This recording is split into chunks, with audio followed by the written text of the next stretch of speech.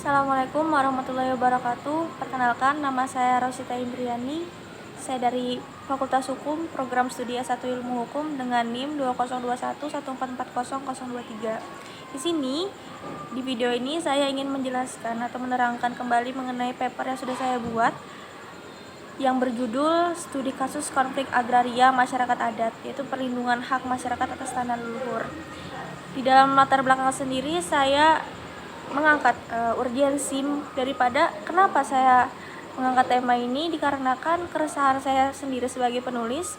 Banyak sekali masyarakat adat yang kini terusir dari tanah adatnya sendiri, bahkan mereka merasa terintimidasi akibat perlakuan pemerintah terhadap mereka. Pemerintah cenderung melakukan kriminalisasi dan membuat mereka terusir dari tanah mereka, di mana pemerintah sendiri memiliki kepentingan-kepentingan yang cenderung merugikan daripada masyarakat adat. Nah, di sini saya ingin membahas mengenai bentuk perlindungan masyarakat adat atas tanah leluhurnya seperti itu. Untuk metode penelitian sendiri, saya menggunakan metode pendekatan sosial legal, di mana dengan analisis deskriptif dibantu dengan studi literatur, dengan membaca makalah-makalah serta artikel jurnal yang ada di internet dan lain sebagainya. Adapun di paper ini saya mengangkat dua rumusan masalah. Yang pertama itu, apa sih yang menjadi tantangan bagi masyarakat adat dalam mempertahankan hak atas tanah dan kekayaan alam leluhurnya?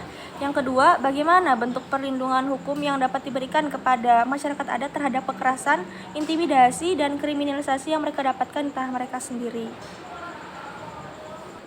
Selanjutnya, pembahasan yang pertama yakni apa yang menjadi tantangan bagi masyarakat adat dalam mempertahankan hak atas tanah dan kekayaan alam leluhur.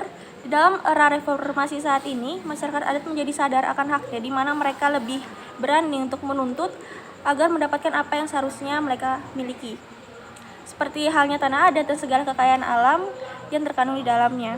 Karena bagi masyarakat Indonesia sendiri, tanah memiliki makna yang sangat mendalam, terutama bagi masyarakat yang masih menggantungkan hidupnya pada alam. Tanah dan segala kekayaan alamnya memiliki banyak manfaat yang bahkan tidak bisa disebutkan satu-satu, di mana hal inilah yang memicu terjadinya perebutan penguasaan atas tanah tersebut. Setiap orang akan berusaha untuk memiliki dan menguasainya, maka tidak mengherankan jika tanah menjadi harta karun yang istimewa serta menjadi masalah sosial yang sangat kompleks. Adapun tantangan bagi masyarakat adat sendiri dalam mempertahankan hak atas tanahnya ialah pemerintah itu sendiri. Kenapa? Di mana pemerintah memiliki dalih atau alasan yang cukup kuat untuk mengambil alih hak atas tanah adat yang mereka miliki, sehingga mereka itu memiliki alasan untuk kesejahteraan masyarakat, di mana mereka bilang bahwasannya pengambilan alih itu untuk dialokasikan pembangunan serta bahkan untuk keberlangsungan fungsi sumber daya alam dengan melakukan pemberdayaan serta pengelolaan secara langsung tentunya.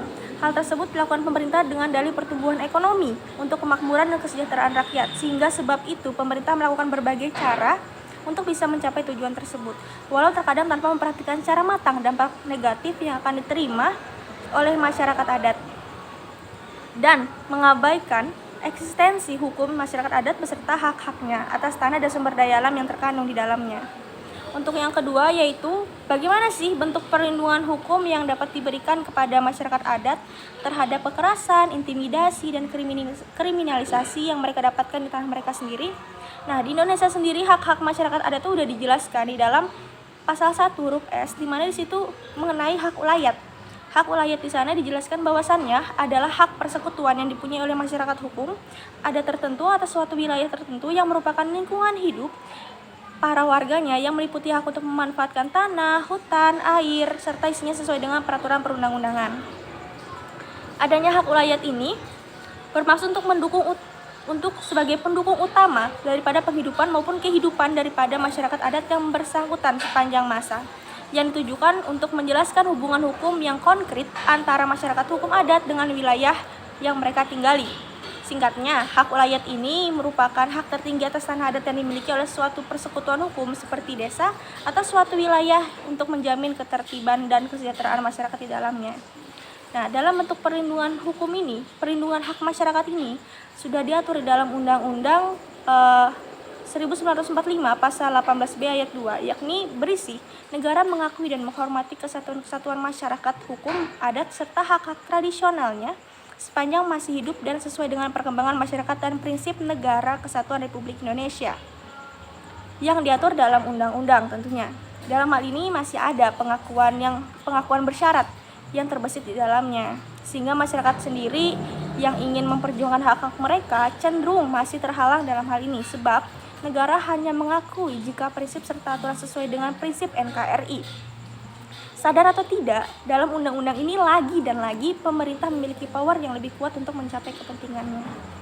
Adapun kesimpulan dari penelitian yang sudah saya lakukan, yakni saya melihat bahwasannya perlindungan yang ditujukan untuk masyarakat ini sendiri itu belum 100% untuk bisa melindungi masyarakat, di mana masyarakat ini masih terbatasi dalam hal untuk melindungi hak-hak mereka atas tanah leluhurnya.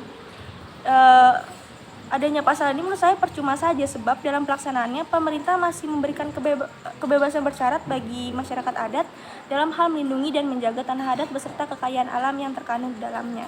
Begitu saja penjelasan saya dari paper yang sudah saya sampaikan sebagai bentuk tugas akhir mata kuliah sosial legal. Mohon maaf apabila ada salah. Wassalamualaikum warahmatullahi wabarakatuh.